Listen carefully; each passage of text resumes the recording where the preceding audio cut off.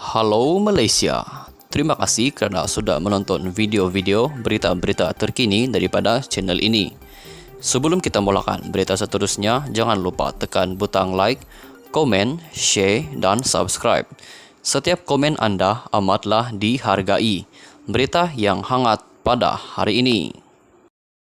Hai, halo, salam sejahtera kepada seluruh rakyat Malaysia. Berita hari ini dipetik daripada malaysiakini.com bertarikh 20 September 2022 bertajuk AS 185 juta US dollar dana 1MDB dicuci dalam perusahaan minyak di Venezuela, jelas pendakwaan.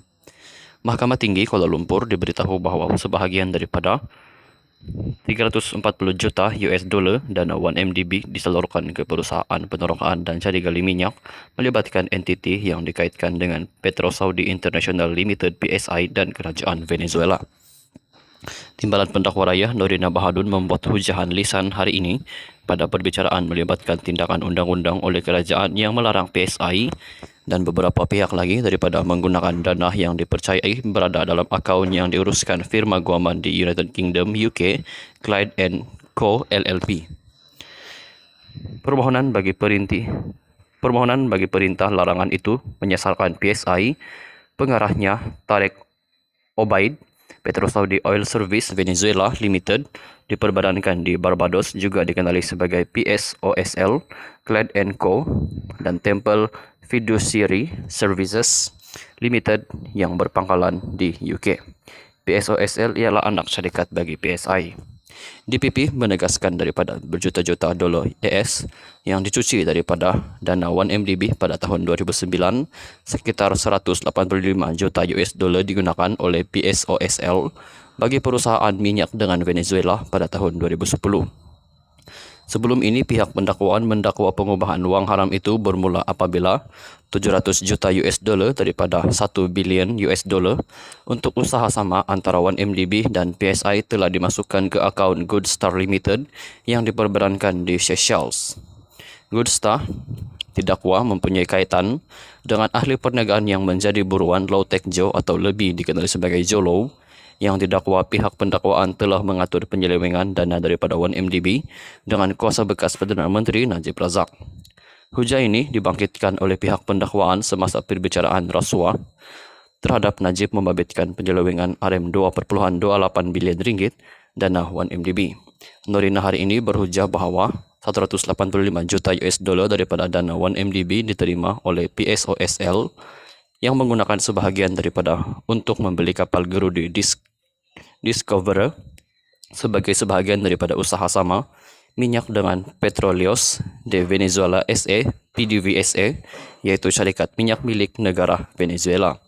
Kami telah melihat dalam pertimbangan PDVSA dalam minit mereka, kami telah melihat ini dalam kontrak penggerudian, kami telah melihat ini dalam memorandum produk dalam mencari dana untuk bond, dan kami telah melihat ini dalam perjanjian bond global itu sendiri, dan kita tahu asal-usul wang PSOSL asalnya dana 1MDB, kata Nordina. Prosiding di hadapan Pesuruhjaya Kehakiman Ahmad Sahrir Muhammad Saleh disambung petang tadi.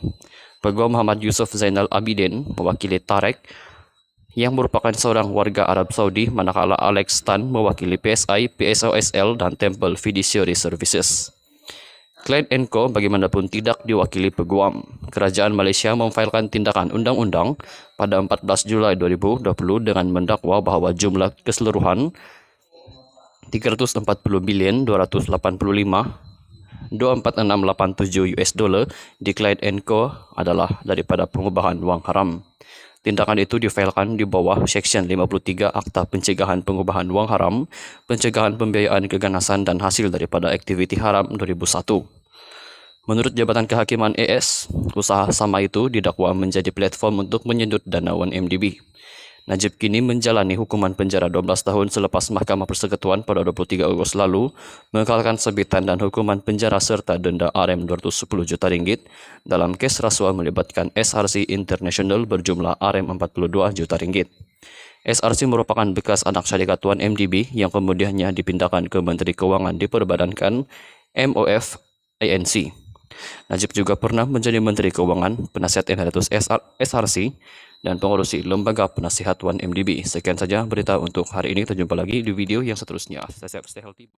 Hai, halo, salam sejahtera kepada seluruh rakyat Malaysia. Berita hari ini dipetik daripada malaysiakini.com bertarik 20 September 2022 bertajuk AS 185 juta US dollar dana 1MDB dicuci dalam perusahaan minyak di Venezuela, jelas pendakwaan. Mahkamah Tinggi Kuala Lumpur diberitahu bahawa sebahagian daripada 340 juta US dollar dana 1MDB disalurkan ke perusahaan penerokaan dan cari gali minyak melibatkan entiti yang dikaitkan dengan Petro Saudi International Limited PSI dan Kerajaan Venezuela. Timbalan Pendakwa Raya Nordina Bahadun membuat hujahan lisan hari ini pada perbicaraan melibatkan tindakan undang-undang oleh kerajaan yang melarang PSI dan beberapa pihak lagi daripada menggunakan dana yang dipercayai berada dalam akaun yang diuruskan firma guaman di United Kingdom UK, Clyde & Co LLP.